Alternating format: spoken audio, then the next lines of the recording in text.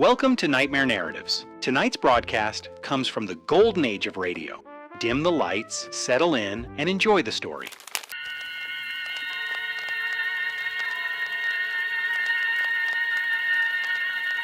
The Columbia Network takes pleasure in bringing you Suspense.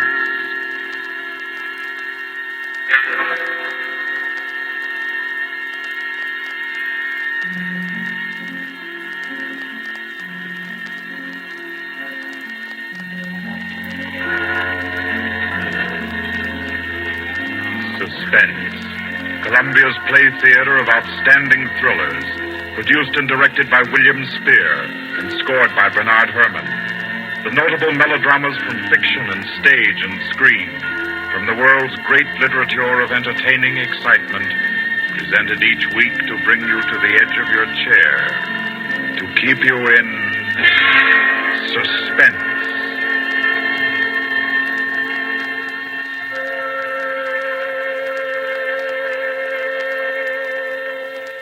Tonight's adventure in suspense is from the pen of Dorothy Sayers. She called it The Cave of Ali Baba. Like the tale told by Scheherazade, a distinguished ancestress in the storytelling art, Miss Sayers' thriller deals with 40 thieves and with 2 magic words. For your uneasy listening, then, Suspense presents The Cave of Ali Baba.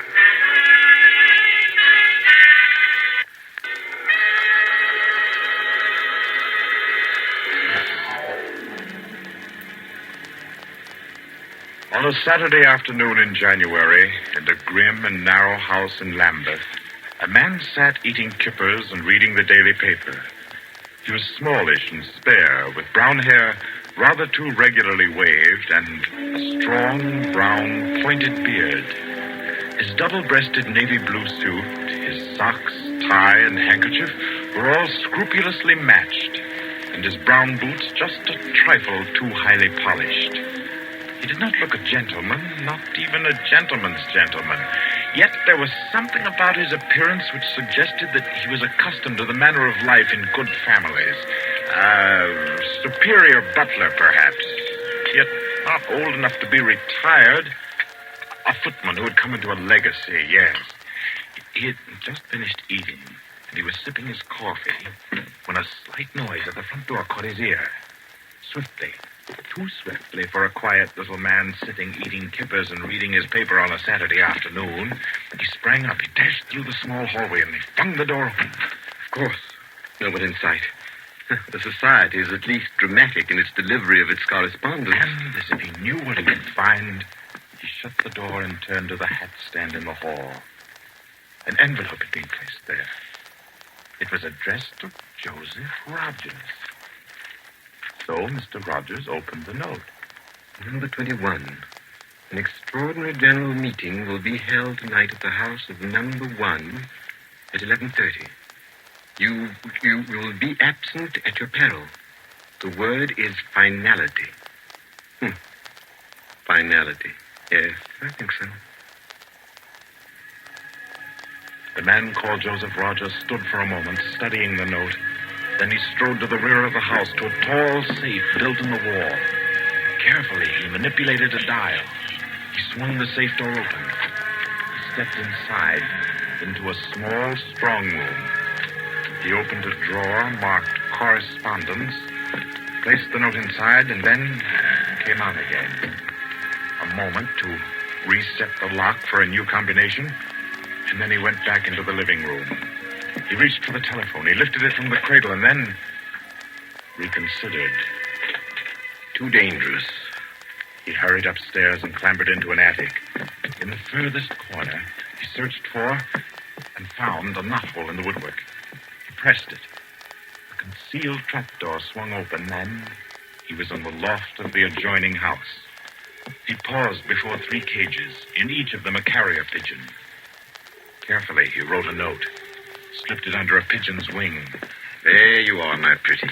There, take it easy now. There you go. Lie straight. 4:30. I'll send another pigeon at 5, and the third at 6. have my answer by 9:30 at the latest. Oh, I forgot one thing, most important. Mr. Rogers moved through the trapdoor, back into the attic of his own house, and once again he stood before the tall safe built in the wall.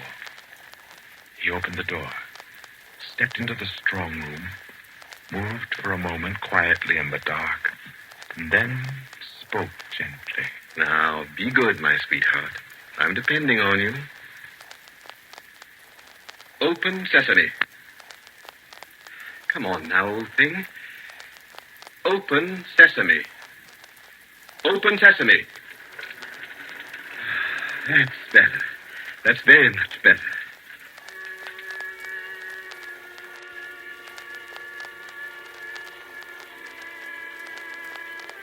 By 9:30, his answer was back. All the little piece of paper said was a hasty okay. At a quarter before 11, he took his revolver from a locked drawer, inspected it carefully. Yes, loaded it with cartridges from an unbroken packet, and left the house. He walked quickly, keeping well away from the wall. And when he climbed on a bus, he sat next to the conductor, where he could watch all who got on and off. By 25 minutes after 11, he was out on lonely Hampstead Heath, pausing in the shadow of a large tree to adjust a black velvet mask, on which, in white thread, was stitched the number 21. Then he stepped briskly to the door of the villa that lay before him and...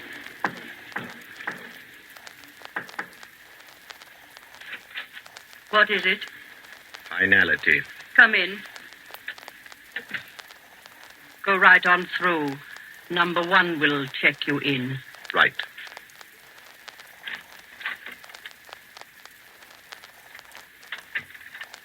$21, sir. Lift your mask. Very well, 21. You may go on to the meeting room. Thank you, sir.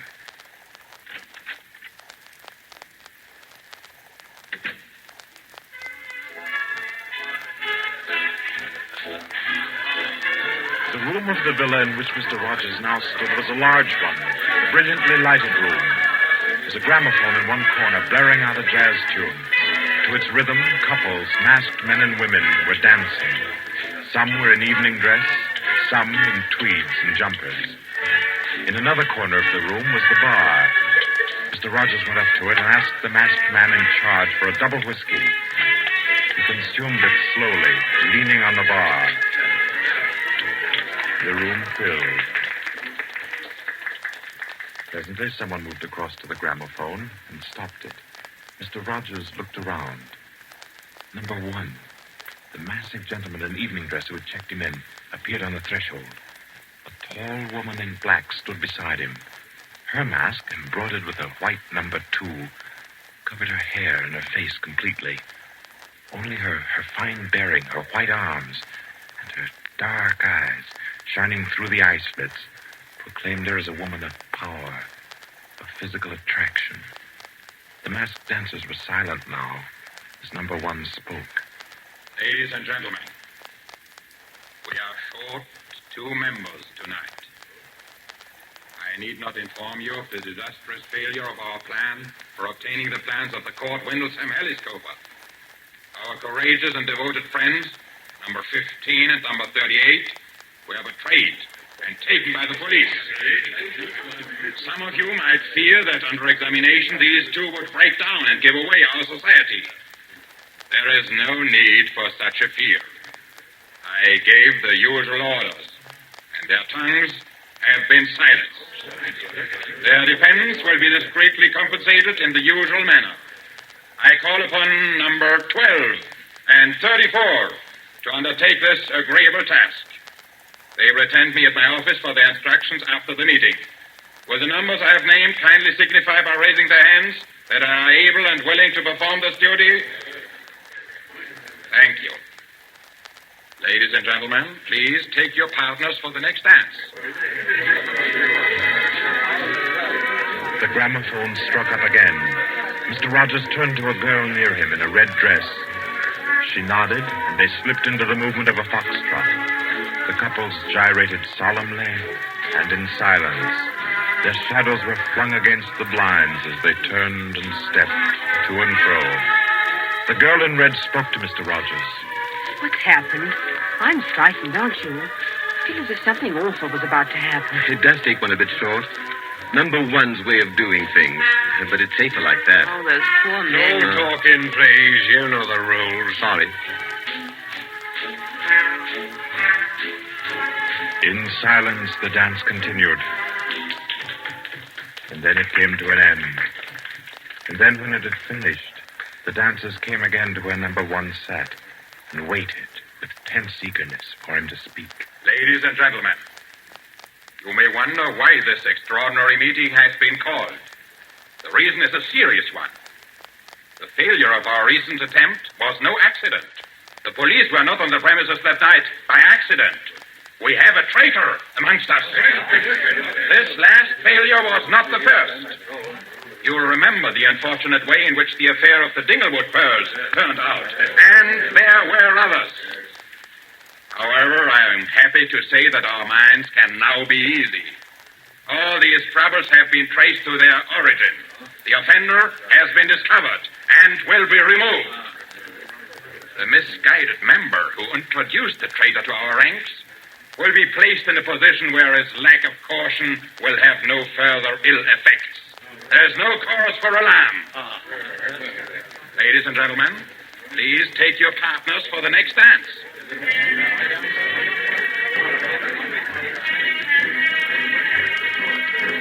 Again, the gramophone took up its bizarre monotony, and the masked dancers glided and turned, and their movements were sharper, more staccato. The girl in red was claimed by a tall mask in evening dress. A hand laid on Mr. Rogers' arm made him start. A small, plump woman in a green jumper slipped a cold hand into his. The dance went on.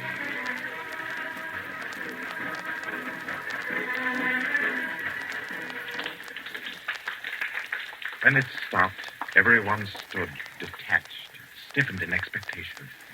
The endless interval was over. Number one raised his voice. Ladies and gentlemen, you will no doubt wish to be relieved of the questions on your mind. I will name the persons involved. Number 37. No. Silence. I swear on it. Silence. You have failed in discretion. You will be dealt with. If you have anything to say in defense of your folly, I'll hear it later. Sit down. Number 37 sank down upon a chair. He pushed his handkerchief under the mask to wipe his face. Two tall men closed in upon him. The rest fell back. Ladies and gentlemen, I will now name the traitor. Stand forward. Number 21. Take off your mask. Number 37. This man was introduced to our society by you under the name of Joseph Rogers, formerly second footman in the service of the Duke of Denver, dismissed for petty thievery. Did you take steps to verify the statement? I did. As God's my witness. It was all straight.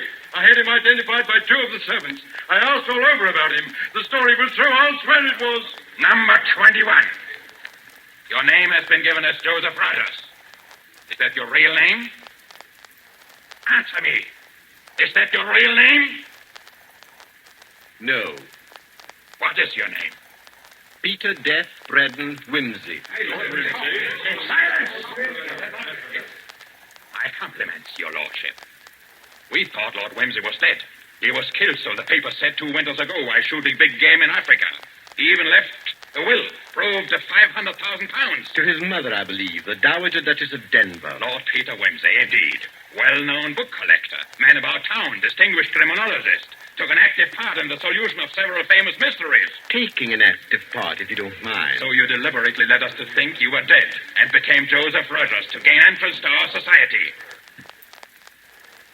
What has become of the real Joseph Rogers? He died abroad. I took his place. And the end of your impersonation to uncover our society. Precisely. I see. The robbery of your own fete, on which we congratulated ourselves, and which you helped to execute, was arranged. Obviously. The robbery of the Duchess, your mother, was arranged by you. It was. It was a very ugly tiara, no real loss to anybody with decent taste. The burglary of the Winthrop mansion, the theft of the necklace at Covent Garden, the others as well. You arranged them all. All. May I smoke, by the way? You may not. Numbers 15, 22, 39. You have watched the prisoner. Has he made any attempt to communicate with anybody? None. His letters and parcels have been opened. His telephone tapped and his movements followed. Even the water pipes in his house have been under observation for Morse code signals. You're certain? Absolutely. Then we may be sure that he has been alone in this adventure. Well, ladies and gentlemen, please take your... Very well. Take the prisoner away.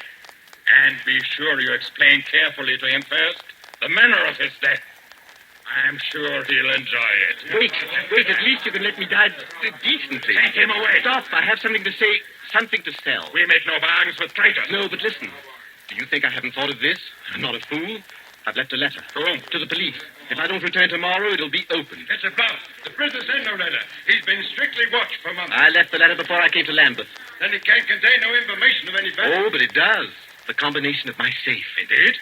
Has this man's safe been searched? Yes. What did it contain? No information of importance, sir. An outline of our organization, the name of the house, nothing that can't be altered and covered before morning. And did you investigate the inner compartment of the safe? You hear what he says, did you?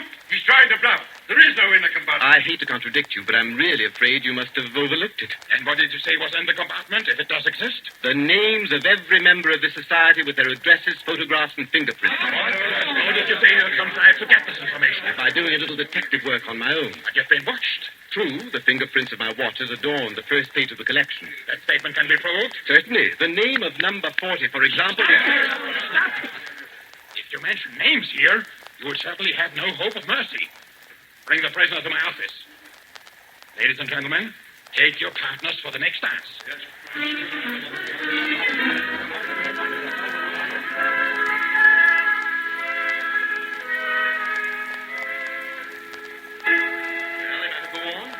Prove that I know your gang from number 1 through number 25. Do you want me to prove that I know the others as well? My lord, your story fills me with regret that you are not, in fact, a member of our society. Wit, courage, and industry are valuable in an association like ours. I fear I cannot persuade you. No, I suppose not.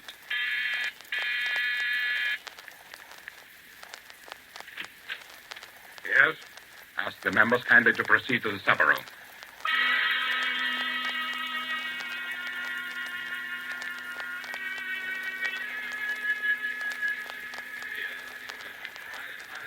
Ladies and gentlemen, I'll not conceal from you the seriousness of the situation.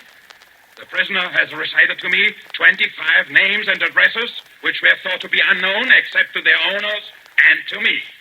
There has been great carelessness. Fingerprints have been obtained. He showed me some photographs of them. He tells me that the book of names and addresses is to be found in the inner compartment of his safe, together with certain letters and papers stolen from the houses of members, and several objects with fingerprints. I believe he tells the truth. He offers the combination of the safe in exchange for a quick death. I think his offer should be accepted. What is your opinion, ladies and gentlemen? The combination is known already. Fool! This man is Lord Peter Wimsey, a scientist of crime. Do you think he will have forgotten to change the combination? Oh, I say give him the promise. Time's getting short. You agreed? It's a bargain, Wimsey. What is the combination? The word of the combination is unreliability.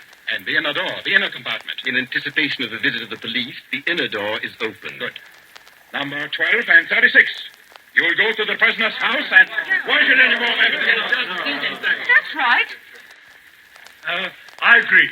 Nobody ought to be trusted. Then what, ladies and gentlemen, do you suggest? You go yourself. You're the only one that knows all the names. You go yourself. I second that motion. It's the wish of the meeting, then, that I should go? No. I say no. No, don't go. Number 1 is our president, the head and soul of our society. If anything should happen to him, where should we be? You've all blundered. We have your carelessness to thank for all this. Do you think we should be safe for 5 minutes if he were not here to repair your folly? Well, there's something in that. If you will pardon my suggesting it, the lady appears to be in a position peculiarly favorable for the reception of the president's confidences. The contents of my modest volume will be no news to her. Why should she not go herself? Because I say she must not. If it is the will of the meeting, I'll go. Give me the key of the house. Here. Is your house watched? No. If I have not returned in 2 hours, act for the best to save yourselves. And do what you like with the prisoner.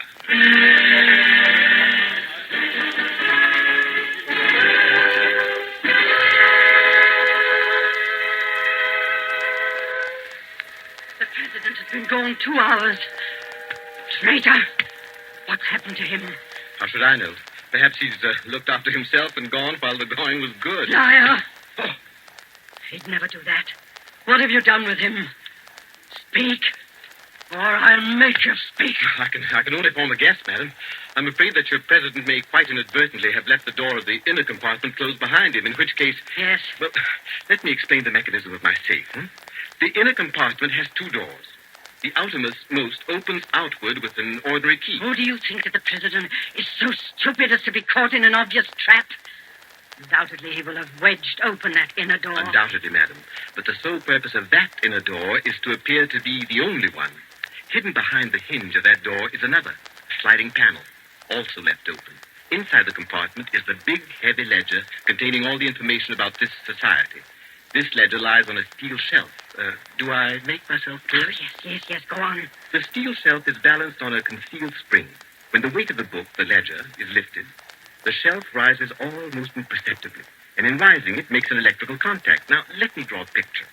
Your president steps into the inner compartment, sees the book, takes it up, anxiously to examine to see if it's the right one. The shelf rises, the electrical contact is made, and the steel panel behind him slides into place. He's trapped. You devil! What is the word that opens the inner door? Quick, the word. Do you remember the story of Ali Baba and the 40 Thieves? Uh-huh. Well, when I had this safe constructed, my mind went back, well, call me sentimental if you will, to my childhood. The words that open the door are open sesame. How long can a man live in this devil's trap of yours? Oh, I should think he might hold out for a few hours if he didn't use up all the oxygen by hammering and yelling. I imagine if we go there at once, we'd be able to get him out all right. I'll go myself. I think you'd better take me with you. Why? Well, I'm the only person who can open the door. But you've given me the word. Yes, you have the word. But this door of mine, I'm rather proud of it. You know, it's my own invention. It's the latest thing. It will open to the words open sesame, all right. But to my voice only. Your voice? I'll chip your voice in my hands. What do you mean, your voice only? Don't touch my throat like that. You'll wreck my voice, and then the door might not recognize it. There, that's better. The door got stuck for a week once, and when I had a cold. Is what he says true? Is it possible? Perfectly possible, madam. It will have a microphone arrangement. Could be done also with light vibrations. We must let him go. Take the ropes off him. Let him go, nothing. He doesn't go to blab to the police. The president's done in, that's all. And we'd all better make traps while we can. It's all up, boys. Right. Chuck this fella down the cellar and fasten him in. I'll go and destroy the ledgers. 32, you know where the switch is. Give us a quarter of an hour to clear, then you can blow the place to glory. No. No, you can't leave one to die. He's your president, your leader. I won't let it happen. I won't. I'll free this man myself. Here, none of that. Let me go. Let go of me. Think, Lobster, think. It's been light in an hour or two. The police may be here at any moment. Police? Oh, yes. Yes, you're right. No, we mustn't imperil the safety of all for just one man. He himself would not wish it. Throw this man in the cellar and let's get out of here while there's time.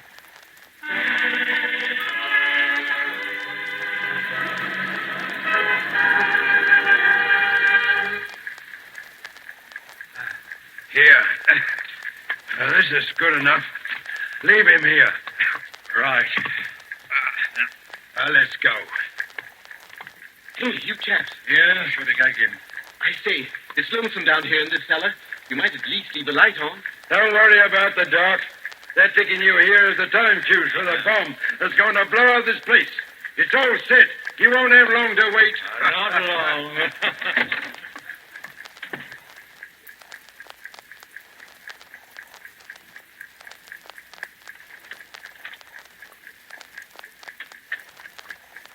Who is it? Who's there? So I can cut the ropes. Where is it? It isn't two. My compliments, madam, on your loyalty to your president. Quick. They've set the time fuse. The house is mine. Follow me as fast as you can. Number one must be saved. And only you can do it. But how did you manage to? There's no time for questions. Get up and follow me. You will release him. You promise. I promise. But I warn you, madam, that this house is surrounded. When my safe door closed, it gave a signal to Scotland Yard. All the members of the society are taken. Never mind them. Here, outside. Quick. All right, who's there? That you, Inspector? Get your fellows away, quick. The house is going up in a minute.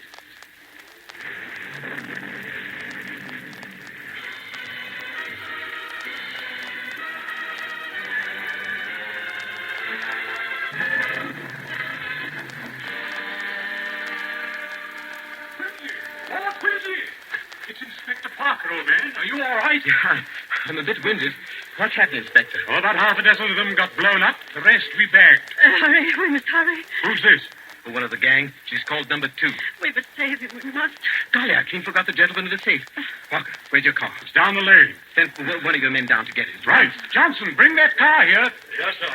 I've got the number 1 of the whole company quietly asphyxiating at home. I promised we'd get back and save him. He's the bloke that we've been wanting. The man at the back of the Morrison case and the Hope Wilmington case and hundreds of others.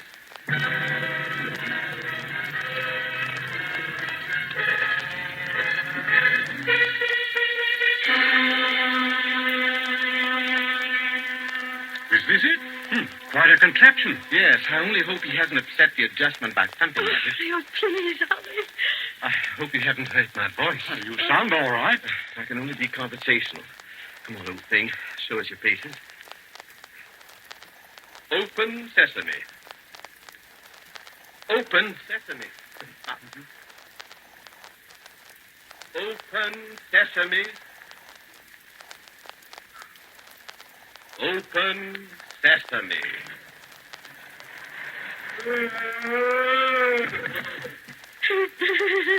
Let me see.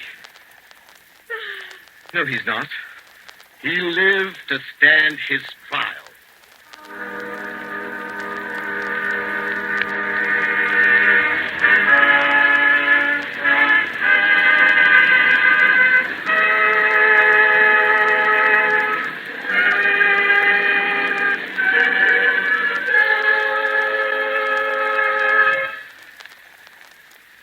And so, all's right with the world, as it always is when Lord Peter Wimsey is involved. The Cave of Ali Baba by Dorothy Sayers is the story which gave us tonight's Suspense. Suspense is produced by William Spear. Our guest director for this evening was Robert Louis Sheehan. Tonight's radio drama was written by Peter Lyon and scored by Bernard Herrmann. Romney Brent was Peter Wimsey, William Moulton played number 1, and Ira Gerald, the lady in the case. Others in the cast were Kathleen Cordell, Victor Beecroft, Roland Bottomley, J.W. Austin, William Podmore, Ian Martin, and William Moulton. Next Wednesday, Suspense will not be heard because of a special all-star Hollywood broadcast which Paramount Pictures will present. 2 weeks from tonight, at this time, Columbia will bring you another selected story from the world's great literature of thrills. Another study in suspense.